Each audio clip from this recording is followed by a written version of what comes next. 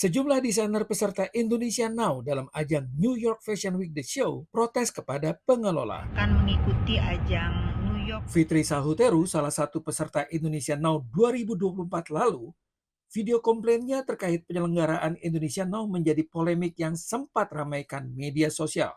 Kak Fitri harus tahu apa, saya bilang gitu. Ada beberapa masalah yang harus diselesaikan. Karena kalau kita tidak membantu Eski, besok show nggak akan terjadi.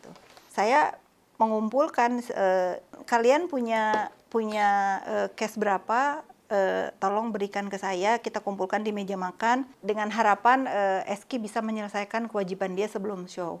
Kalau nggak salah kurang lebih 10.000 atau 13.000 waktu itu saya dan teman-teman kasih ke Eski pagi itu. Ternyata masalahnya nggak sampai di situ aja.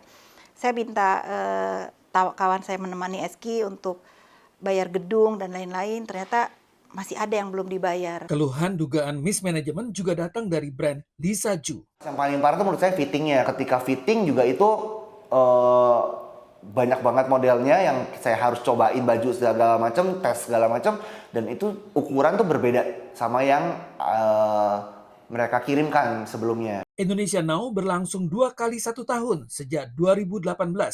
Telah membawa berbagai karya desainer papan atas tanah air melantai di catwalk New York. Mulai dari Ivan Gunawan, Didit Maulana, Gea Panggabean, hingga Merdi Sihombing. Kepada VOA, Merdi ceritakan pengalamannya. Begitu kita lihat, ini kok datangnya orang Indonesia semua ya, gitu loh. Medianya juga media Indonesia. Lo tuh mau ngapain ya jauh-jauh ke New York ini dengan katanya menjual fashion Indonesia ke global. Kalau begini sih bukan ya. Yang menjadi masalah adalah munculnya berbagai macam isu polemik berkepanjangan di sosial media. Di YouTube, di Instagram, dan juga di grup WhatsApp. Semuanya saling debat, saling sanggah, saling memberikan informasi. Sehingga publik jadi bertanya-tanya, ini mana yang benar, mana yang salah. Topiknya hanya satu, Indonesia Now di New York Fashion Week The Show. Tim VOA berhasil mengkonfirmasi langsung kepada pendiri dan pengelola Indonesia Now di New York, Dina Barber yang biasa disapa Eski. Kalau boleh tahu itu biayanya berapa sih Ki untuk bisa masuk situ? Minimal banget itu kita harus keluar itu 150.000. 150.000 untuk satu show.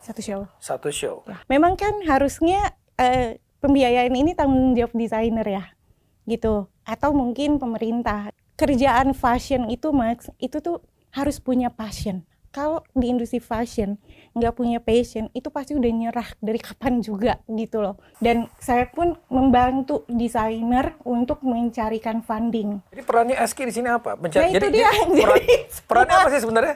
Perannya apa sih sebagai apa? Sebagai event organizer. Event organizer. Sebagai apa lagi? Fashion consultant.